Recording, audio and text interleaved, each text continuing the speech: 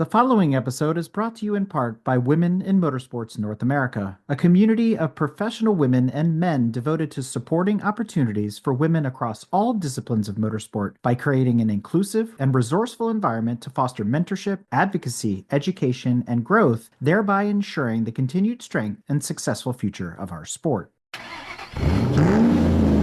Well, welcome to everyone here because this is pretty special tonight. Where horsepower meets heart and speed knows no limits, we're shifting into high gear for a special panel in honor of International Women's Month. From burning rubber on the track to breaking barriers in a male-dominated sport, today we celebrate with the fearless women of drag racing. Joining us are Erica Enders, Ida Zetterstrom, Megan Meyer, and Maddie Gordon. Incredible drivers from around the world, pioneers, champions, and all-around speed demons who prove that racing isn't just for the boys. So buckle up because we're driving into the thrill of competition, the challenge of the industry, and what it truly means to be a champion. And with that, I'm your host, Crew Chief Eric from the Motoring Podcast Network, along with Lauren Goodman from the Revs Institute, welcoming everyone to this virtual center conversation. Erica, Ida, Megan, and Maddie, welcome to the show. Thank you. Thanks for having me. Well, like all good stories, there's an origin. So let's briefly talk about how everybody got into motorsports, more specifically drag racing. What drew you into the world of drag racing? And were there any female role models that inspired you along the way? Go ahead, Maddie. I've kind of been born into it. I went to my first drag race at 7 days old. Never looked back. My grandpa started drag racing, and then my dad, and then now my sister and I. So, we've been involved in it since we were kids. Grew up through the junior drag racing program and did super comp and worked on the funny car ever since we were little kids. But as far as women role models, that has inspired me. Really, honestly, even though my mom's not a driver, she's inspired me so much and really helped, of course, me and my sister through everything in life. Through the ups and the downs, racing is very challenging and really can beat you down sometimes. But my mom has always been there and always has a way of cheering us up or kind of keeping us in line. But so I would say my mom's definitely been my biggest woman role model for sure. Ida, how about you? So yeah, I also grew up at the drag strip. I was 3 weeks old when I was there first time, so Maddie beat me to it on that one. Like, just a little earlier. But yeah, I've definitely been at the track for a long time. My parents and especially my dad has been involved with racing and didn't really race himself during the years I grew up. He raced before I was born, but worked with other teams. He has American car repair shop and engine dyno, builds engines and so on, worked with a lot of pro stock teams and pro mod teams. He actually raced pro stock himself in the late 80s before I was born. So I kind of always been at the track, started racing junior drags when I was 8 years old. I always knew I wanted to start racing. We never really chased the championship when I raced the juniors, just because I always went to the races where my dad worked. So we kind of just loaded that dragster in together with the team that he worked for, and then just went to the races where it fit in. But we had a really great growing up in that class, had a lot of success, and it was just the perfect in. You know, if you're getting into drag racing and you're really getting the hold of that class, like you understand the business of drag racing or like what goes down to. And I feel like a lot of the champions today and the really great drivers, they got their start there. So I'm really happy I got to get my start in there. I feel like growing up, I can't pinpoint one specific female role model. I think that there's been many of them along the way. Drag racing has always had a lot of strong female drivers throughout the years I grew up, not just in the classes that I've been in, but in others too. And growing up in junior drag, so we were almost 50-50 on girls and boys. So it was never really a thing that women wouldn't be there racing. We had the Top Fuel champion, Anita Mekkele, was running when I grew up and raced other classes. And obviously that was a big inspiration. And even looking at a lot of the female drivers overseas, I feel like there's a lot of them here in NHRA that I admired a lot when I raced over in Europe, and many of them for different reasons. Some of them I might admire because they were so good at their marketing, their social media, like how they presented themselves. Some of them were just badass drivers. I remember I always looked up to Erica for her great reaction times and her just being a really badass female in that class and dominating. In a class, there haven't been a lot of women. A lot of the other classes there has been, but that was really somewhere where I feel like she was a pioneer in that. And there's just been many of them throughout the years where I feel like at the track, you are constantly surrounded by strong female role models, and it's very empowering to see. Well, thank you, Ida. I appreciate the compliment. Yeah, much like the other ladies, I got my start growing growing up at the track from the time I was a little kid, probably before I could walk. And then growing up watching my dad race, and I'm a daddy's girl, so he's my hero, still is, and just wanted to follow in his footsteps. He never raced professionally, just in the sportsman ranks and as a hobby. It's all I ever wanted to do. And I started junior drag racing when NHRA came out with the Junior Drag Racing League in 92. I was 8, about to turn 9, and that was kind of the beginning of the end. My sister's 3 years younger than me, and when she turned 8, she started as well. So we toured the country driving juniors. My dad sold his stuff to help us focus on what we wanted to do, and we raced juniors for 9 years. I competed in the Lucas Oil Series for 5 years, and this is my 22nd year in pro stock. Like everyone else here, dedicated my whole life to the sport, and it's something that I'm extremely passionate about and love very much. Work hard at it every single day. I'm fortunate enough to work at the shop every day as well, and it's just all hands on deck all the time to make our dreams come to fruition, and that's pretty much it. But as far as female role models growing up, I was a huge Shelly Anderson fan. She had the Jolly Rancher sponsor back then, and when my sister and I were kids, we were like those super annoying fans. I think we stood outside of her ropes and got her autograph like 4 or 5 times a weekend. So she probably got sick of seeing us around, but it's definitely cool to see her out there still with her husband, and her 2 kids are competing as well. And that's really awesome. But I mean, you can't deviate from the Shirley Muldowney legend, and Angel as well. Those are the gals that I followed when I was younger, and through the years became friends and allies, and just been drag racing all day, every day, all the time. Megan, how about you? Yeah, well, very similar story to all the other ladies here. My dad started racing in the 70s.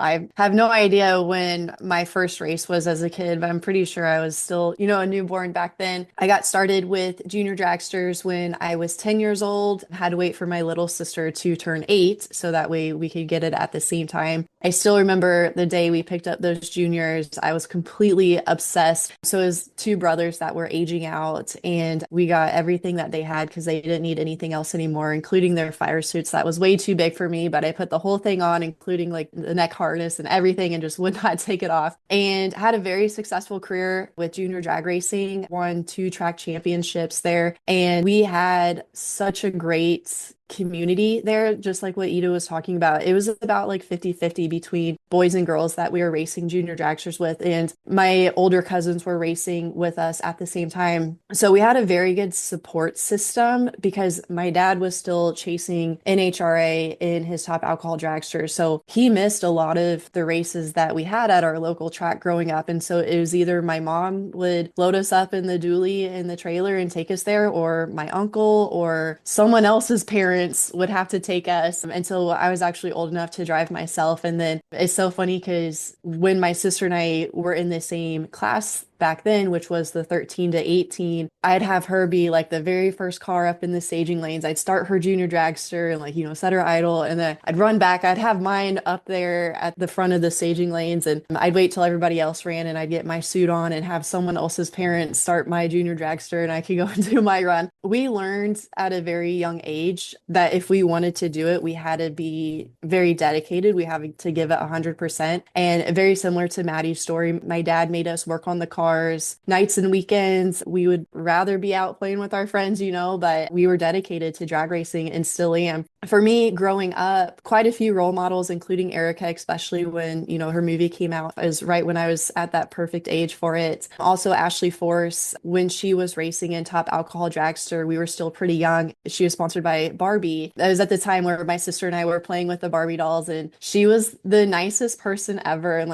we'll never forget this, how she treated us like we were like her little sisters, even though, she has her little sisters, but she'd always let us come into her motorhome or her trailer, and we'd get to watch movies with her between her runs. She just was so nice with hospitality with us, and would send us Barbie dolls for Christmas gifts. And she'd even still send us handwritten cards. And so she made such a good impression on us of how to treat other people in the sport. And then also another role model that I had growing up is Diana Harker, who she doesn't race anymore, but she was the first female driver on our team. And it was back in 2007, 2008 when she drove for my dad. She has a twin sister who actually drove for a different Top Alcohol Dragster team. But Diana taught me so much with how to race competitively, but then also how to have your eyes set on other stuff outside of racing. And so she was a photographer photographer, and her twin sister was in marketing. And so they were doing a bunch of graphic design and websites and photography and all that stuff. They had amazing branding and all that. And so that's what led me onto the path of wanting to get into marketing and social media and do all that when that became big in racing. So, which led me to something completely different than I thought. Listening to your guys' stories, this being the third of 4 in our mini series here dedicated to women in motorsport for International Women's Month, is how similar a lot of the what I call intergenerational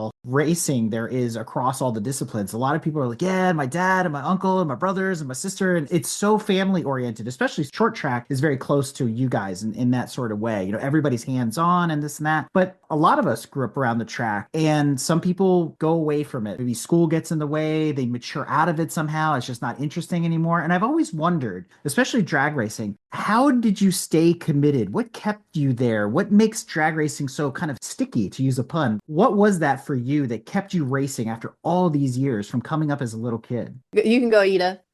Well, for me, I was actually out of it for a few years. I mean, I've always known I wanted to race. Like I said, I started racing when I was 8. When I was 16, I was able to get my license in Super Comp Dragster. Always had my eyes set on Top Fuel. That had been, my goal since I can't even remember. I remember seeing like a video of me recently when I did a TV interview when I was like 8, and they asked, so what's your plan? And I'm like, I'm going to race Top Fuel when I'm 18. Duh. And then I get to 18 and I realize like, that's not that easy. That's not really how it happens. But obviously the passion for it and the will to do that had been there from a very young age. But I did not have the finances to do it on my own. And obviously my parents paid for my racing when I raced junior dragsters. They obviously owed everything. And we went to the races where my dad was working basically, and I got to race at the same time. But they were also very open with the fact that when I graduate out of junior dragster, I'm on my own feet racing wise. Obviously they've always helped and supported me just financially. Like it's more been the support system that I've had around for other things. But when I turned 16, and I was in school, I did not have the money to buy anything myself. So for then I got my Super Cup license, and I was actually out of it for quite a few years before I found my way back in 2017 when I started racing bikes. And the main reason I started racing bikes was because it was cheaper. Like it's so much cheaper racing a motorcycle it is to race something on 4 wheels. Everything is cheaper for part,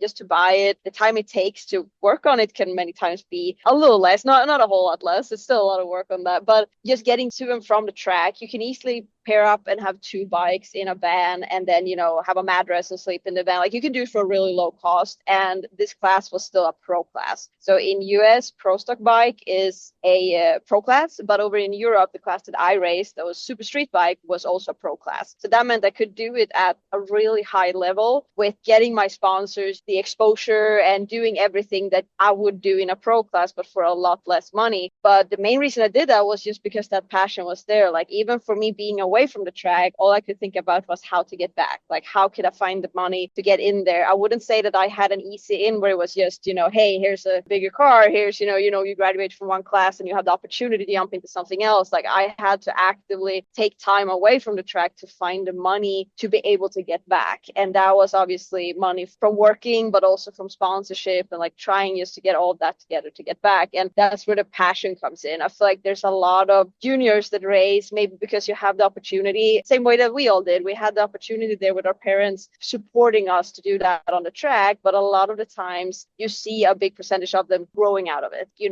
do it for a few years, but maybe something else comes in. You have other sports or you have other hobbies or life just happens. But I think for us that sits here, I believe that it's the passion. I guess that everybody else here has that same feeling that you don't want to do anything else. This is what takes up all your life. Just like Erica, I'm also in the shop every day working with my team to make everything. This takes up everything. And I think if you don't have that passion and that feeling for it, you will have a hard time getting to this top level because it will really take everything to be able to get. And I think either you kind of have that or you don't. I hear a lot of the times where other people talk about, I want to race because I want to be a strong female role model, or I want to race because I want to inspire others. I want to race because I want to be here. Like I'm not doing this for anybody else. This is for me and for what we're doing with our team. And if that inspires others, absolutely, I'm happy for that. But I'm not doing it for anybody else, but for the fact that I love it. And I think that's what drives me and makes me be able to stay in it, Yeah, very well said. I have the passion. I love to win, plain and simple. I hate losing. When I lose, it tears me up.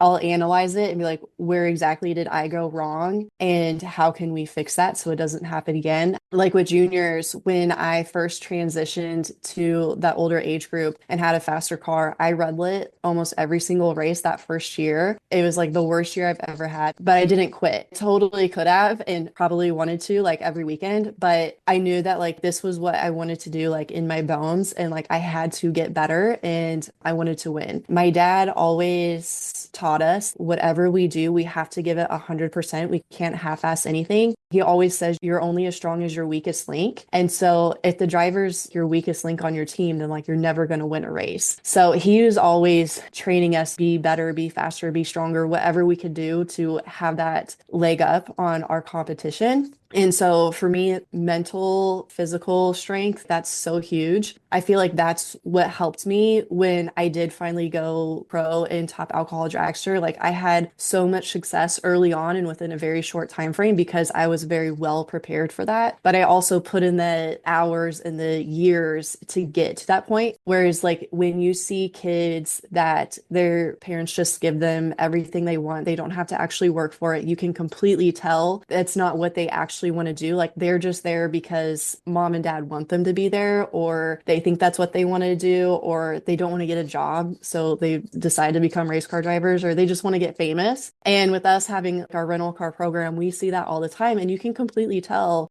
who actually came up and grew up and worked for it versus those that it was just given to. We say that we all have a disease over here because like we just are absolutely obsessed with drag racing. Sometimes my mom sees both sides of it. You know, she didn't grow up as a drag racer. She loves it and she comes to every single race. She's never missed a race, but she can see the other side of life too, the normal people side of life, the life that it's like, hey, do you like want to go hang out with your friends on a Saturday instead of go to the race car shop? I was never forced to want to race. It was something that was an option if I wanted to, but if I wanted to, I was going to put in the work. It was never like, oh, here's your race car and you can go do whatever you want on the weekends and that'll work on it. My parents always taught us how to work on the cars. We just loved it. My sister and I, we both love the mechanical side of the race car. In 2020, COVID messed up a lot of things, but it changed my sister and my life for the best way possible. When school went online, we were like, well, shoot, we're at home, so let's go racing with dad. So we actually became the full-time crew with my dad's team. And it was the first year in 2020 that my dad ever won a world championship. And it was so special to do it as a family. We raced with my grandma, my grandpa, my dad, my mom, me, and my sister, and that's our whole team. Everybody's Gordon. Drag racing for our family has truly brought us so close. So it's not only something we love to do, we not only love to win, we love to work on the race car, but we get to do it as a family, and it's just so special. It's just the most amazing thing. And before we make a run, my sister and my dad fire the race car. My mom backs me up. My grandpa gives me the biggest fist bump ever before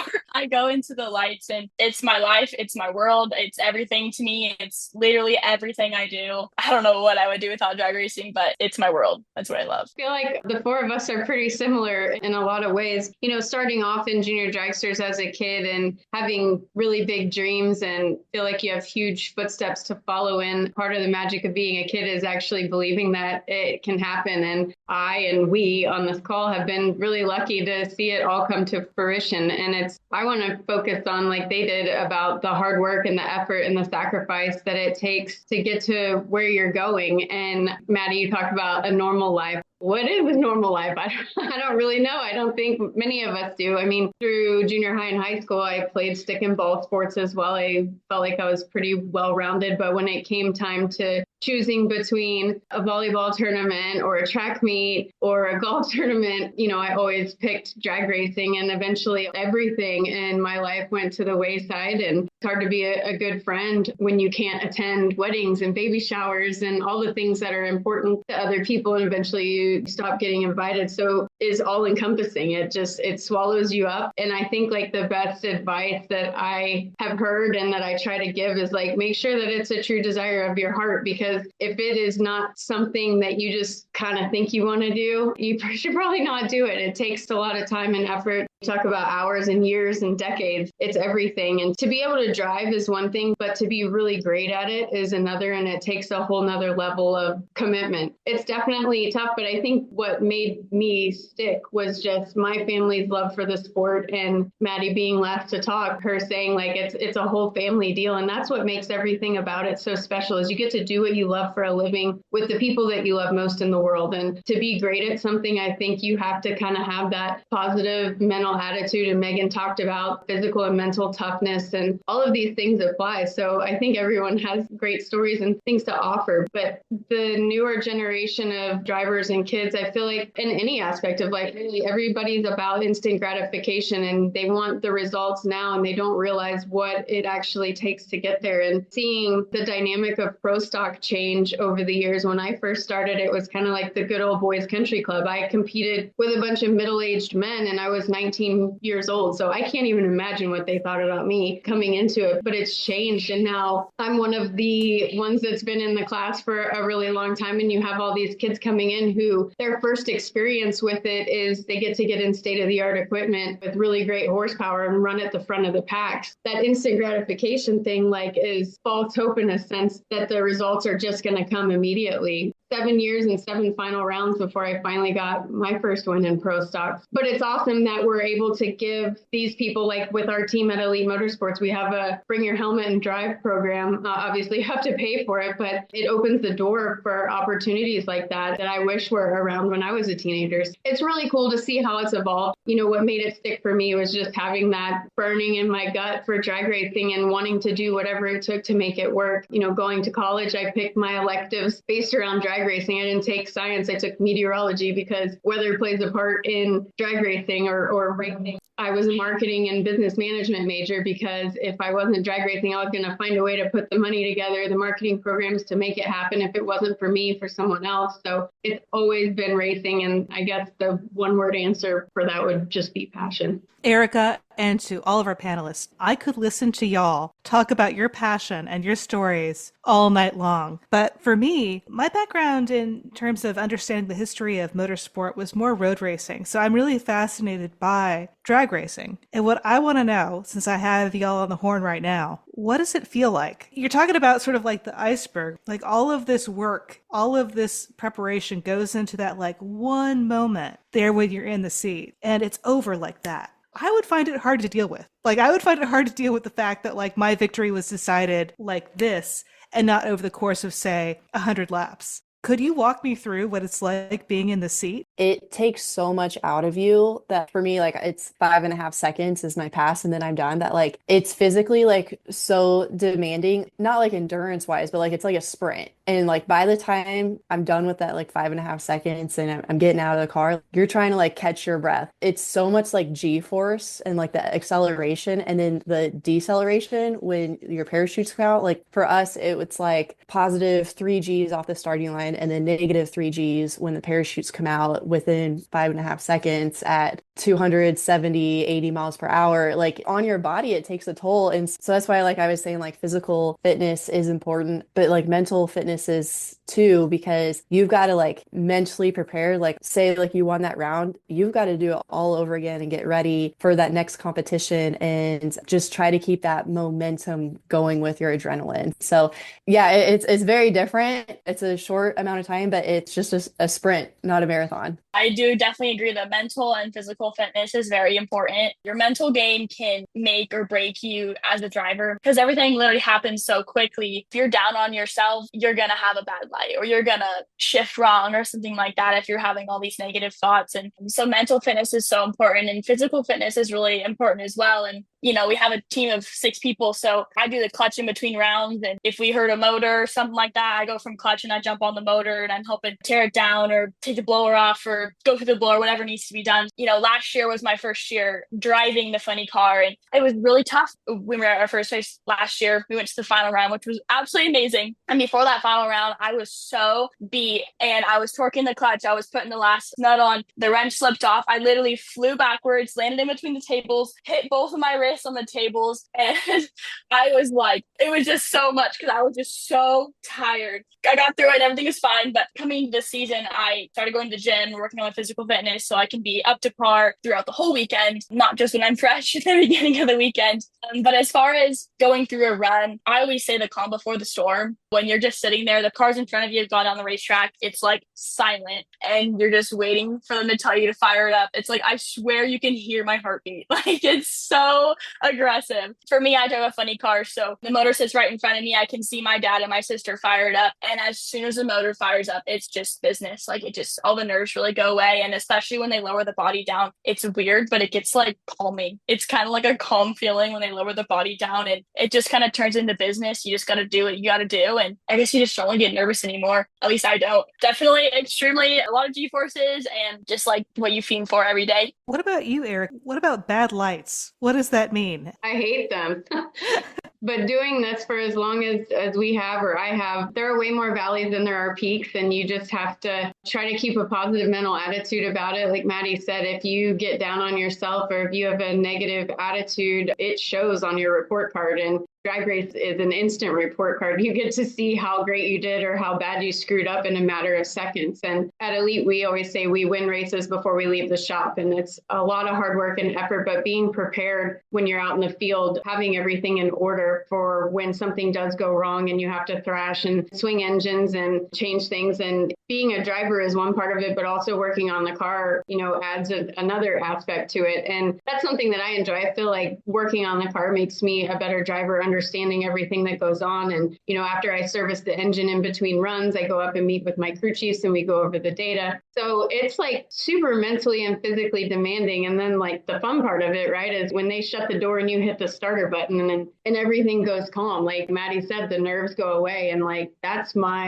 sounds stupid, like my happy place. Like, I love that. I love when they shut the doors and the weight of the world's on my shoulders. Everything that we've done collectively as a team, we've done to the best of our ability. And now it's time for us to go shine. And I love that part of it. But the adrenaline rush is super intense. The G-forces, driving a pro stock car, we leave with a clutch and we have a 5-speed Liberty. So we're in high gear by half track, which is just at 4 seconds into the run. So everything happens really fast, but you have to perform as perfectly as possible because you mentioned 100 laps, right? You don't have another turn to make up a mistake. You have to execute as perfectly as possible. We win and lose races by thousandths of a second. When the weekend's over, or when you either win the race or you're eliminated, that adrenaline crash is super intense. And it's not something that I really understood before I went through it and was super hands-on with the pro stock operations. Just a quick story, like going back to our first world championship in 2014, we skipped 2 races because we didn't have the funding throughout the summer, but we led the points the entire year. We got to Brainerd. We had a transmission failure first round and lost, and we lost the points lead. From that point on, the rest of the season, which is now the countdown, we had to battle. And it came down to the final round at the final race of the year between myself and Jason Lyon, winner take all. And every single round, he ran in front of me. Maddie talked about like how quiet and calm it was when the race was over in front of you and everything that's happening. Well, you watched him turn on the wind light. Well, now in order to have a chance at winning the world championship, I have to turn on the wind light. And it went tit for tat all day long. We ended up winning the race and winning the championship. But when we got done with the winner's circle, I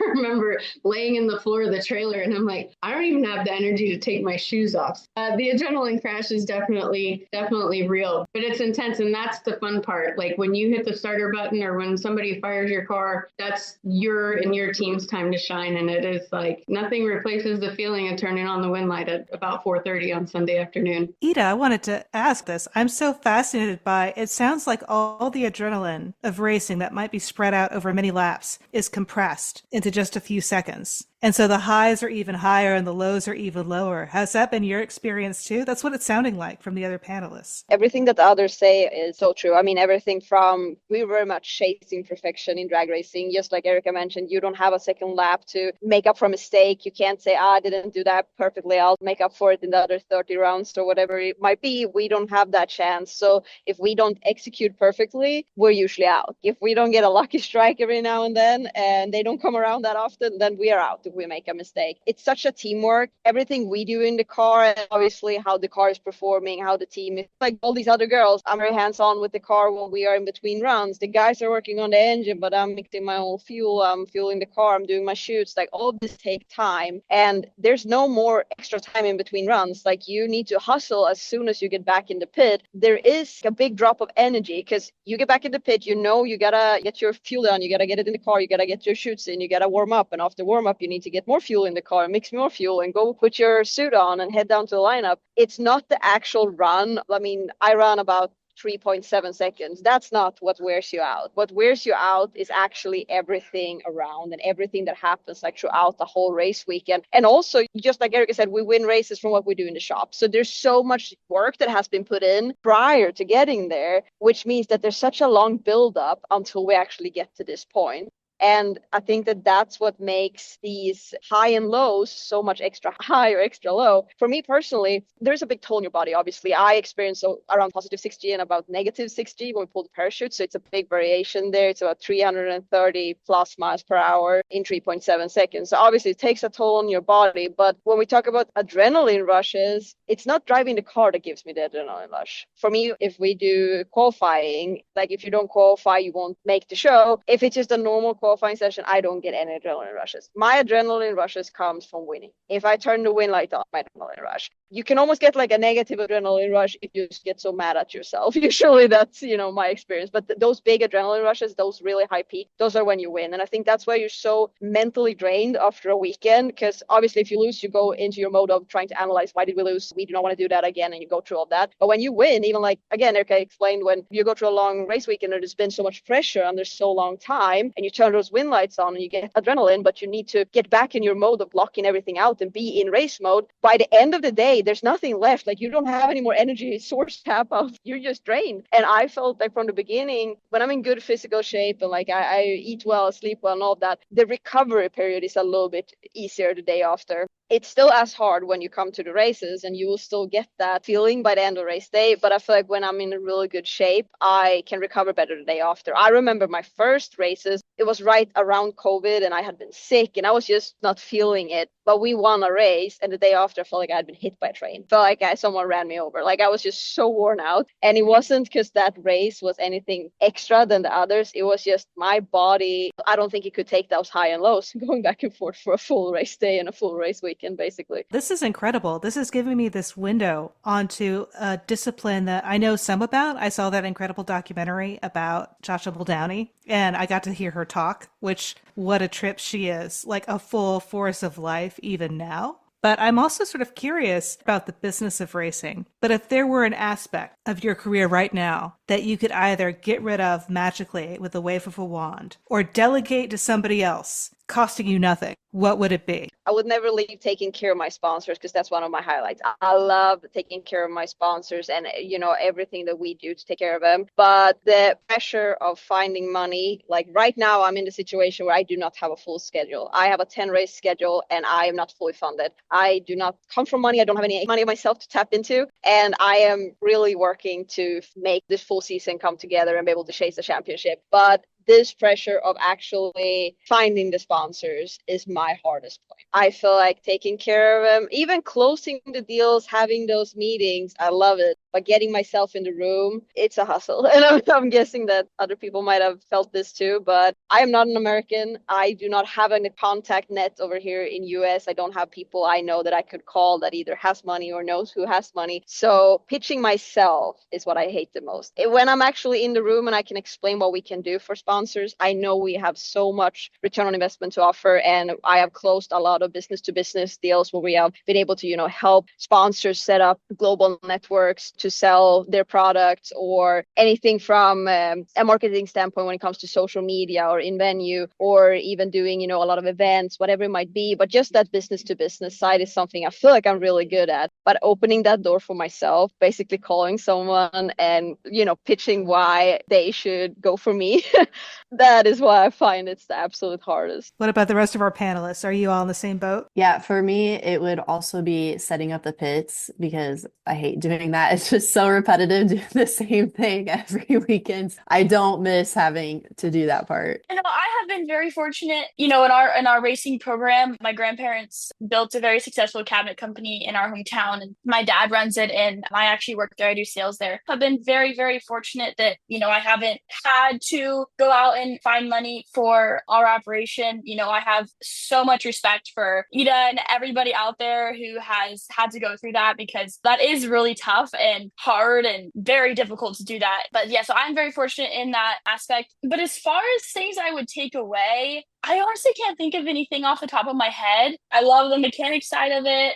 I could see if somebody who didn't love the mechanic side of it, they would hate what I do because that's like all we do other than the 5 seconds of racing down the racetrack. But gosh, I love this sport. Probably like what Erica said, you basically don't have a home life. I mean, if you commit yourself to drag racing, you literally don't have a life at home. It's hard to keep friends because you're just never there. You can't be a good friend because you're never home. So you know what? I guess that would be my take. It'd be easier to have more friends or whatever, but it just comes with the sport. It comes with the category. It comes with racing. So it is what it is, and you gotta take the goods with the bads, I guess. The selling yourself thing, I'll agree with Ida there. It's extremely uncomfortable. For as long as I've been racing, we've had to dig and find the funding to do it. And last year, when JHG came on board with us, in addition to Melling and some other great partners that we have, it's the first couple of years that we've been fully funded on my car. We operate 9 pro stock teams out of our shop, and not all of them are funded. So it's a continuous effort on trying to find the money. And the day of sponsorship is completely over, in my opinion. I don't say sponsorship, I say partnership, because you end up going to work for these people, and the majority of the decals on my car are business to business deals. So ultimately, we end up going to work for them and giving them return on their investment to make sure that they stay on board with us. It's like having like a ton of full-time jobs. I can't really think of something that I wish to get rid of than like the negative crap on social media. Like, I wish that I could pay someone to do all that for me, because I hate it. And I come from a family, like, you don't say nasty things to people. Like, you didn't learn that in Sunday school, so you're not going to treat others the way you don't want to be treated. So I can't fathom telling a stranger something awful about their self, whether it be the way they look or how much they weigh, or, a lot of times it's not even focusing on your driving ability or lack thereof. It's something more personal. And so I guess I don't understand that aspect of it, and I never will. And I would rather knock their teeth out than to have an argument on a keyboard with someone. So if I could get rid of one thing, it would be to delegate that to someone else. But everything else, again, I like being hands-on and working on the car, and,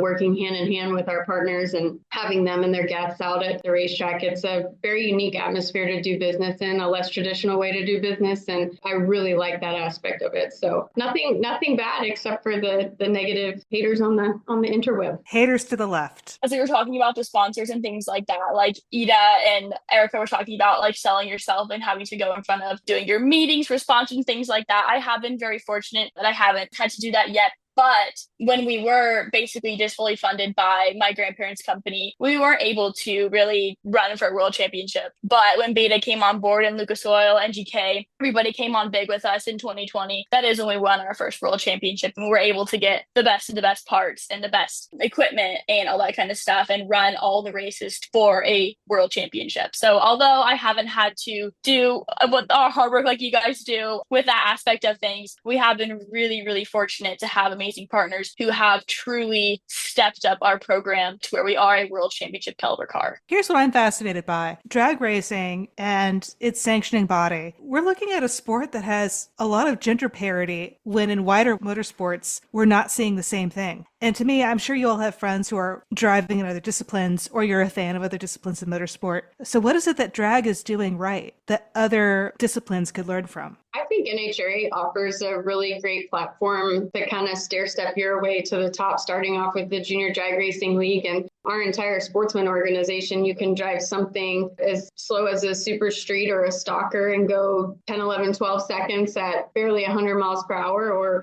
all the way up through alcohol dragster and funny car who are 5 seconds at 280 miles an hour. So there's like an array of classes that you can choose from, including bringing your own street cars. So I think the platform is there to be able to stair step, and the diversity in NHRA is not something that I feel like we need to work on because it's super natural there. It's again family oriented, and a lot of people that race, their dads and grandparents have raced, and it's a generational hobby and lifestyles. I love that part about NHRA drag racing. It's something that they want to talk about in NASCAR and all of the other roundy round classes that are out there that, I went to college with a girl that was in NASCAR's Drive for Diversity program, and that's not something NHRA has ever had or that we've been a part of. So I'm thankful for that aspect of it because it's super natural because the platform it provides. Too, it's never been a thing. Like growing up, just like Megan said too, like even both here and over in Europe, we were about 50-50 girls and boys. There was never anyone that said, hey, you gotta race a girl. Like it was very common to race a girl. It was very common to have girls around in the pit, both from lower to higher classes. So like we never really made a deal out of it. Like it's always just been that way. I have seen other sports where I've been involved in, other motorsports, where you separated girls from boys at an early age until you turned a certain age, and then you were supposed to like integrate the girls and the boys together, and that could cause some problems because all of a sudden it was like, hey, we don't want to race with the girls or whatever it was be. But we've never had that problem. It's never been something that anybody would ever question, and I think that that's something that they've done really well. Like it's just always felt very natural. I think that's definitely something that helps. And also with drag racing, girls don't just participate. We're dominating, setting records, winning championships. We're really here being great at what we do. And I think that that's a big difference too, because a lot of the times I see other sports or other motorsport disciplines highlighting that they have a girl in the start field. And I'm like, we have that all the time, but we have girls out here that are really, really raising the bar with what we're doing. Having all the different categories is just awesome. You don't just have the top, like NASCAR. It's just like only 30 people get there. Like there's a lot of people who want to be involved in it than just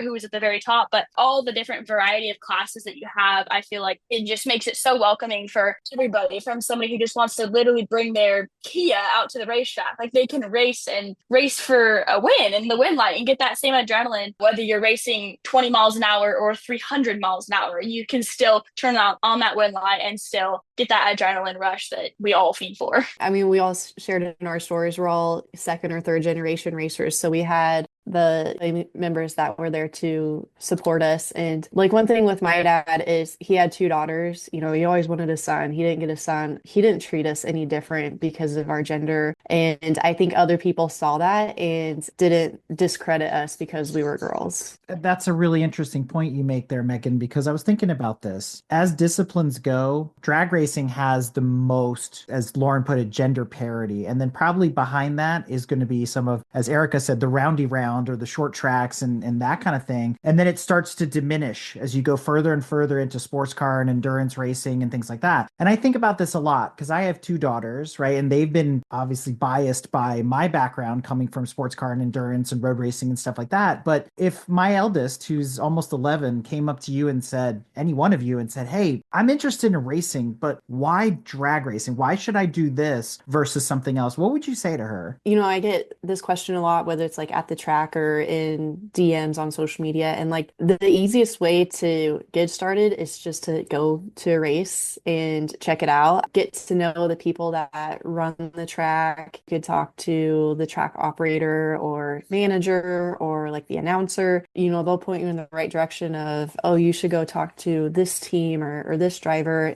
someone that could relate to you. Drag racing is very easy to get into. You don't have to spend a lot of money. Like Maddie said, you can just have your daily driver, your Kia. And tracks also offer test sessions, usually on like Friday nights, where it's just open to anybody. There's no classes. Literally anybody with a car or a bike can go make passes down the drag strip. So I would go to the track, get to know the people there, and do a test session with your daily driver and just see if you like it. Just going to a race is the best way, in my opinion, to get started because, like she said, you don't have to have a ton of money to get started, much like other sports. But going to a race and just getting involved with the drivers. And what's so amazing about NHRA is, like John Force always said, every pass is a pit pass, which is so amazing. You can go right up to the drivers, talk to them, really get a feel for the race cars. So I think going to a race is the best start to kind of get your feet wet in drag racing. Ida and Erica, kind of switching this question a little bit, focusing on the younger drivers. Megan and Maddie sort of covered it into say, how do you get in? Now, how do we keep them there? You guys have had a long career at this. How do we keep that 10-year-old in drag racing for the next 20 years like you guys did? Like just hanging around too. If you can't drive something, I always say drive anything you can, anytime you can, but also keeping your name and your face out there is important. And there have been plenty of years and races where we didn't have the funding, and I was out there pounding the pavement and shaking hands and kissing babies, but also being a true student of the game. And, I'd go up when Pro Stock would run and I'd sit on the guard wall and I'd watch my competitors' tendencies and what they like and didn't like and how they do their burnouts, and like just always trying to learn and to be better. But driving anything you can obviously is a great way, because it's like you're addicted to something. It's crazy how much that you can fall in love with it by just being around it. You don't necessarily have to be behind the wheel, but if you can, obviously that's the best way. Everything that Erica just said is obviously how you can stay in it. And a big part of it is, again, going back to the passion. Like if you have the passion for it, then you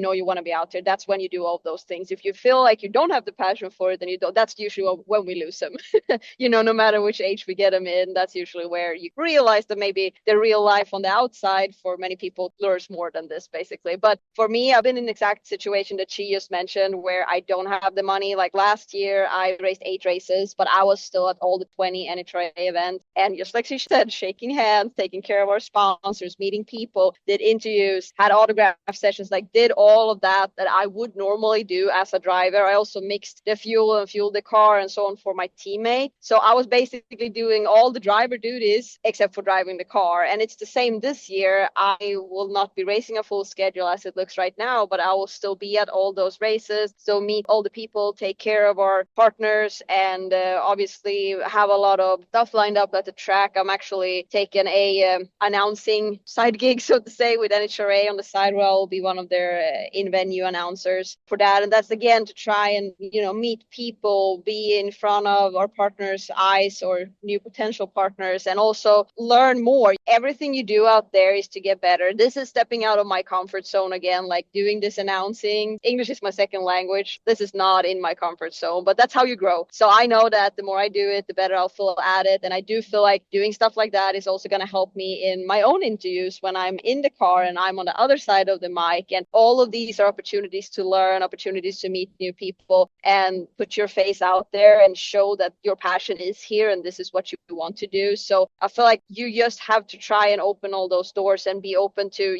okay, I don't have a full-time ride right now, but I can't sit at home and wait for something to fall into my lap, because it will not. You need to be out there working your butt off to basically show that you belong out here. And that's exactly what I'm trying to do right now. So I want to dovetail off this with one of our crowd questions. And so William Ross writes, sadly, there are drag strips that are closing around the country. And as we bring a younger generation into drag racing, what would you do to raise the exposure and the interest? How do we combat these closures? That's really true. I mean, unfortunately, drag racing tracks are closing a lot, especially myself. I live in California, and with all the rules and regulations in California, it makes it extremely difficult for track owners to have a racetrack in California. There's just so many laws in California that make it so difficult. Unfortunately, I know that's why there are less drag strips, at least in California, but it is so sad to see a lot of them closing. And I gotta be honest, I don't have an opinion on how to fix that. Well, like my home track of Houston closed. That's where I grew up watching my dad. The first drag strip I ever went to, we were lucky enough to win the last national event that they had there before they closed. But in that track's circumstance, it was the land was sold for a lot of money. I think they're building like industrial buildings out there. Atlanta closed because I think they put like a battery factory in there, or they were building apartment complexes for a huge battery factory that was down the road. And in that sense, I don't really know if you can avoid it when and the owners are getting offered buku bucks for their property, I don't really see how to change that. But a lot of people are advocating for small hometown drag strips, and talked with some guys about being on a board of directors to help keep the drag strips alive, and something that we all definitely have to give effort to, but I'm not really sure that you can put your thumb on a specific answer. Like Maddie said, California has rules and regulations and the crazy government that they have out there, and then other states are different. It kind of depends. Each situation is that in itself, a situation by itself. So I don't really know if there's an answer, but definitely sucks to see them close. So that's fair, but also, is it something that keeps you guys sort of up at night? Does it worry you? Because as the tracks begin to close and then the drag strips become more exclusive, then your travel costs, your travel time, preparation, all that stuff goes up and up and up. So does that now create a barrier of entry into a sport that was so accessible to any of these drivers, male or female alike? Again, does that worry you guys for the future of drag racing? We're in the Midwest, we're in Kansas, and both of my home tracks closed down. That does affect us because we do a regional series as well, and we have to travel further outside of our region now to collect enough points for this series. So yeah, so it does. I mean, it's not something that I think keeps us up at night because we are able to include that in the budget. But I know for smaller teams out there that even just them getting to that racetrack that's even just a few hours away from home to them, that now they've got to travel twice as much. Yeah, like I can't imagine what that's like. Growing up in Europe, we traveled a lot for our races. We did not have a super close drag strip. My season over there, we raced throughout Europe. I mean, I lived on a small island between Sweden and Finland, and we went to Sweden, to Norway, to Finland, to Germany, to UK several times a year. Like, it was a lot of travel for us. And I feel like we still had a lot of teams that did all of that, and a lot of teams that showed up. And that kind of showed me that the passion for the sport don't really know those limits. Obviously, it might make it a little harder for people to get into it in the beginning, but I do feel like when there's passion for the sport, people do travel. So that's kind of why I don't think of it as much. I know when I got started, there was a lot of local smaller drag strips where you'd run basically your street cars or your junior dragsters and so on. So the opportunity to get into the sport in that way were easier, but there wasn't tracks where we could run top fuel dragsters on or pro classes. It got harder when you moved up to classes today, but entry level classes still had access to tracks that were at least within 4 or 5 hours or so on, which is close for us. I want to talk a little bit about WMNA. One of their missions now is by growing women in the sport, we're growing the sport. But I also want to talk about in your sport, which has almost gender parity, which is incredible. Do you still find it really special to have a place where you can connect with other women who are in the same field? Not even necessarily in the driver's seat. They might be on the sponsorship side. They might be on the engineering side. For those of you who are involved in WMNA or going to some of the summits, the importance of having that special space. Before Women in Motorsports North America, Lynn St. James had a program called Women in the Winner's Circle. I was not old enough to travel by myself the first time that I was invited there. My mom went with me to Indy, but I think it's really nice to have people like Lynn and Cindy who believe in the whole women aspect of it, but not like completely, totally dwelling on it in a negative way. But so it is cool to have a group that gets together that share the same love and passion for something. And like Lauren said, you don't have to be a driver, but, you know, just involved in the sport. Like my sister grew up driving and now she works for Flow, which is a streaming company, but she found her little niche in the sport where, you know, it's not behind the wheels. It's definitely neat. There's like in a way, like a negative connotation to it. Like growing up, you're competing for the same spot. But once you get old enough to realize that it's more of like a sorority than something that you have to like be a hater of and be jealous of, like you can work together and share the spotlight instead of fighting for one specific spot. And I think that's something that these programs really shine a light on. So we're definitely grateful to have them. Yeah, and that's so well said. I can't say enough good things about WMNA. I first joined a few years ago, and from the moment I walked into the doors, just absolutely loved it. Lynn and Cindy are so gracious and so inviting, and it's just amazing the reach that they have in all different types of motorsports. I was able to meet a lot of the ladies that I follow on social media in person that are in other types of racing, and I was just like so starstruck by them. And like now I can call them some of my good friends. Like, you know, we're in text groups and DM groups on Instagram and all that type of stuff. I absolutely loved it. It's helped open doors to different possibilities for me in both racing and business. You know, even before I joined WMNA, I was a part of other groups like Women in Auto Care, just being able to kind of have that, like Erica said, like a sorority and having like that sisterhood in this industry that is male dominated. And sometimes it's still some of that like old school mentality that people have, especially in, you know, more of the corporate world. For us, it's so great to be able to have that commonality and come together and work together to try to change things. I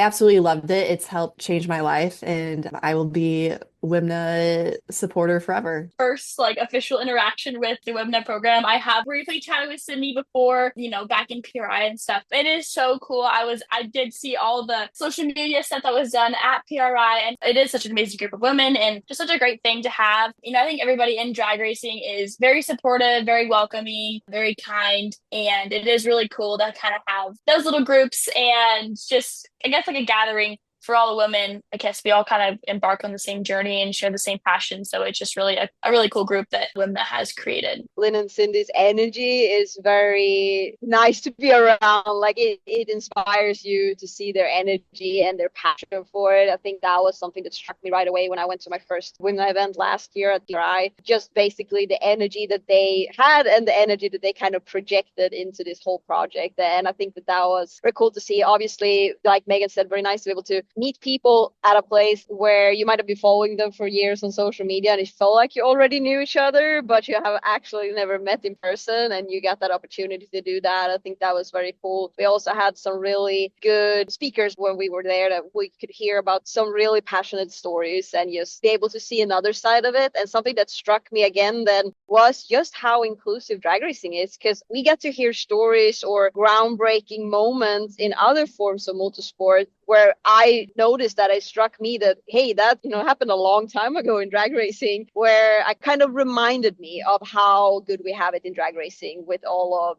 the attitude that it's never been a thing. We just belong here. So it was very cool to see. And I'm very happy to see the work they're doing for women in motorsport. We're coming down to the end of it. So I'm really curious to know what is next this upcoming season for each of our panelists. And I think this is a question from our audience. Is anyone considering maybe testing a car from another discipline? Yes, I am. I mean, it's very, very beginning, so I can't really say much yet. I've been in drag racing for my entire life, 31 years, and I'm very interested in trying something else out. So I stepped away from being a professional drag racer in 2020 when my son was born, and yeah, just exploring other options that are out there. But for me, I am still racing, just doing fun, no competing for points, because I know as soon as I do, I'll do it 1,000% and be so obsessed with it that I'll never be home. At this season of my life that I'm in right now, I'm just trying to have fun with it while having a 3-year-old who's also in love with cars. So we'll figure out what that's going to look like in a few years for him. But yeah, so I'm just going to be doing 2 races this year, possibly a 3rd one this summer for fun. And then outside of that, my full-time job is to be the team manager, marketing manager for my dad's team, which is Randy Meyer Racing. They race 2 cars in the top alcohol dragster class, and we've got 2 new drivers to our team this year. So we have our first race coming up, the Baby Gators, followed by the Gator Nationals, which is the first NHRA national event. I do want to plug in that the week between those, on Tuesday, we are doing a press conference at the state capitol in Tallahassee. We're going to have both of our cars on display there. We are making the debut of our funny car in NHRA, so we're very excited for that. And we are working with the Towing and Recovery Association to promote and spread awareness for the Slow Down Move Over law. It's a law in all 50 states. The law is if you see an emergency vehicle on the side of the road, the law is to slow down and move over and change lanes. So that way there's no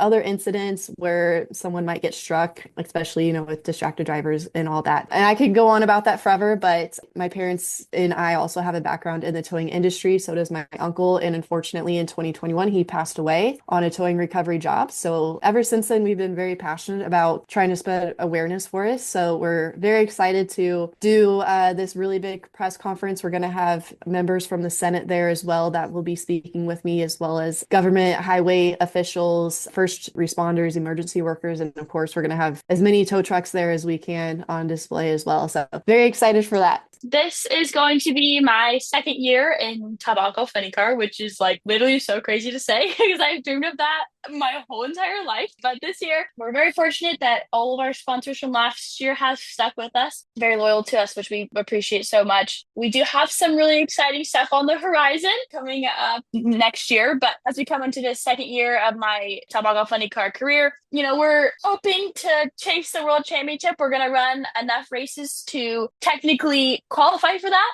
I'm obsessed with drag racing and I want to be the absolute best I can. And I'm very hard on myself when I set goals. When I set goals, I want to achieve them. And if I'm not able to achieve them, I'm hard on myself. So we have the team, we have the race car. I have so much to learn with my driving, but hopefully we can have some good success this year and maybe come out with a number one, but I got a long ways to go and we'll see what happens, but really excited for this season. It's my second year with JCM Racing. I had a part-time schedule last year. I actually debuted by the end of the year and made last 8 races. We were hard at work before that and building my team and everything that came with that. And that's a big job in itself. So this year I have a 10 race schedule as it looks like now. Obviously, I moved across the world to come here to chase championships. And that's what it's all about. You can't chase the championships with only 10 races. So my other biggest thing to do this year is to try and find the correct partners to be able to be out here and actually chase that championship for hopefully this year and years to come. But as it looks right now, we have a minimum of 10 races that we will reveal a schedule on which races those will be, and I'm hard at work on trying to fill in those gaps to make it a full one. So for me, it's a lot of work with that, a lot of work at the shop every day with the team. I will be at all of the other events except for I think maybe 2 other events that actually collide with some other marketing opportunities I have with NHRA, where I'll be promoting the sport at other events. So that's going to be very exciting as well. But just basically trying to jump on all those opportunities that I have to make this dream work. That's the main goal. And just like Maddie said, I'm also very, very hard on myself if I don't reach my goals, and I did not move across the world to not reach them. So I am definitely hard at work on making this all come together. And I'm very positive that we have what it takes to be out here chasing championships. I know what type of driver I can be when I'm at my best. I've seen it when I've raced previous classes or when I've raced in Europe and we won our championships. And I feel like over here in US, I still do not have that much seat time in this car. And I am not one with the car in the way that I know I can be. So I look forward to more seat time, more races, and really becoming one with the car, because I do feel like that's when you drive at your very, very best. And I have more potential to tap into. The team has more potential to tap into. I have championship winning crew around me. So I know that I have the right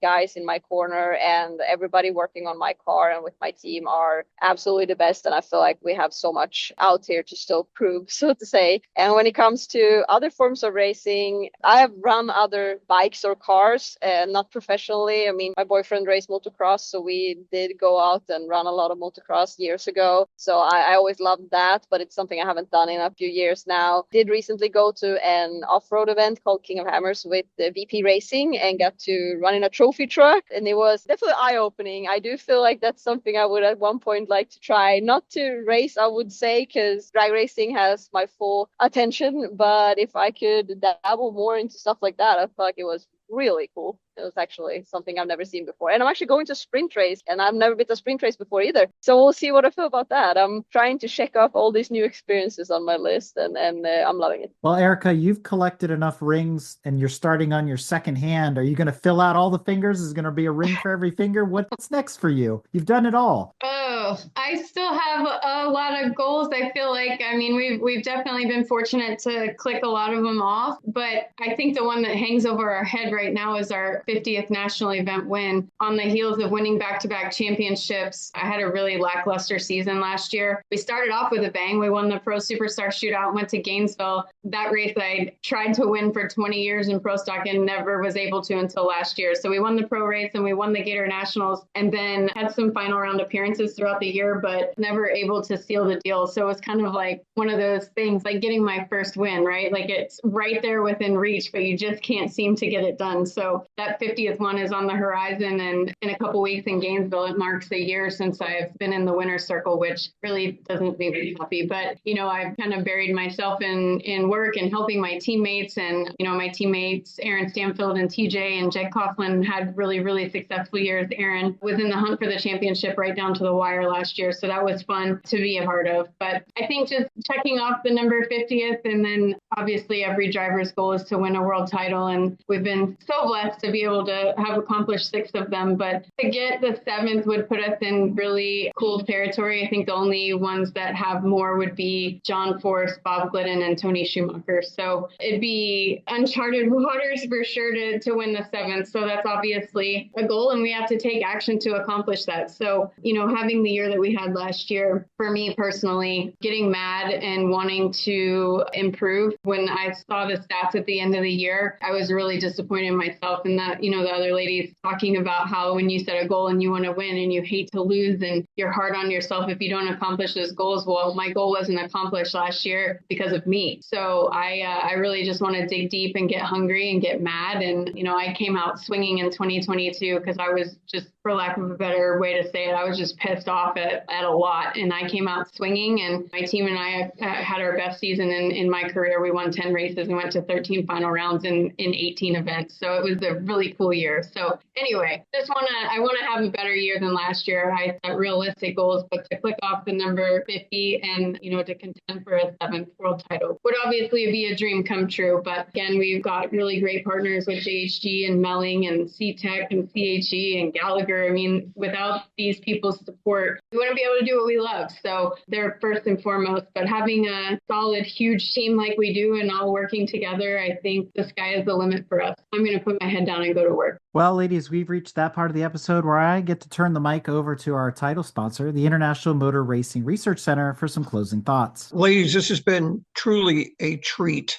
I am so impressed with your professionalism, the way you articulate your sport, and most of all, the passion that you bring to it. I think it's been certainly a treat for me. I hope it's been a treat for everybody that's tuned in on this. Erica, Ida, Maddie, and Megan, I wish you nothing but success in the coming year. On behalf of the International Motor Racing Research Center, we really appreciate you taking time out of your busy schedules to be part of this. Thank you so much. And on behalf of everyone here and those listening at home, thank you, ladies, for sharing your stories with us. And that's a wrap on this high-octane conversation celebrating the fearless women of drag racing. A huge thank you to our incredible panelists for sharing their stories, their struggles, and their victories on and off the track. As we celebrate International Women's Month, let's remember that speed has no gender and passion knows no limits. These drivers are proving every day that the future of drag racing is faster, bolder, and more inclusive than ever. That's right. And we hope you enjoyed this presentation and look forward to more Virtual Center conversations throughout the season. So be sure to follow, subscribe, and stay with us for more incredible discussions from the world of motorsport. So until next time, keep the wheels turning and the throttle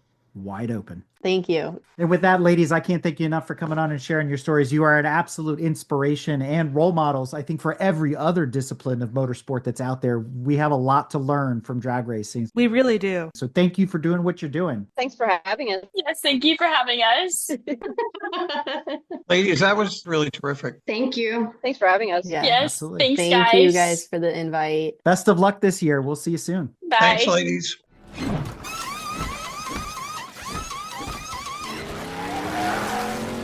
Women in Motorsports North America is a not-for-profit organization that began in 2022. Known as WMNA, it is a community that focuses on advancing, connecting, and enabling with its many partners, including industry executives, drivers, team members, OEM sponsors, racetracks, and more. WMNA welcomes all who share their passion for motorsports. The Women in Drive Summit continues its mission to bring together motorsports professionals. This unique event offers new pathways for individuals to explore career opportunities, discuss current industry challenges, and provides mentorship and resources for future growth in the industry. If you'd like to stay informed about WMNA and the Women in Drive Summit, be sure to log on to www.womeninmotorsportsna.com or follow them on social media at Women in Motorsports NA on Instagram and Facebook. This episode is brought to you in part by the International Motor Racing Research Center. Its charter is to collect, share, and preserve the history of motorsports, spanning continents, eras, and race series. The center's collection embodies the speed, drama, and camaraderie of amateur and professional motor racing throughout the world.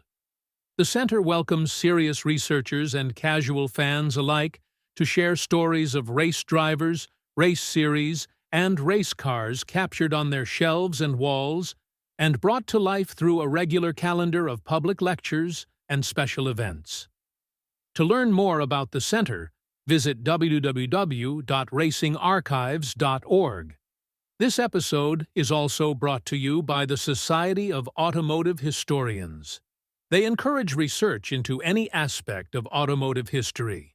The SAH actively supports the compilation and preservation of papers, organizational records, print ephemera and images to safeguard, as well as to broaden and deepen the understanding of motorized wheeled land transportation through the modern age and into the future. For more information about the SAH, visit www.autohistory.org. We hope you enjoyed another awesome episode of Break Fix Podcast, brought to you by Grand Touring Motorsports.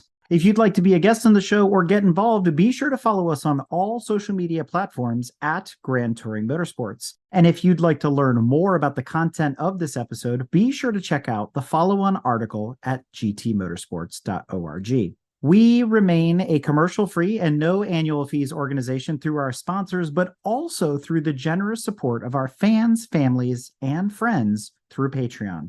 For as little as $2.50 a month, you can get access to more behind-the-scenes action, additional pit stop minisodes, and other VIP goodies, as well as keeping our team of creators fed on their strict diet of Fig Newtons, gummy bears, and Monster. So consider signing up for Patreon today at www.patreon.com/GT Motorsports. And remember, without you, none of this would be possible.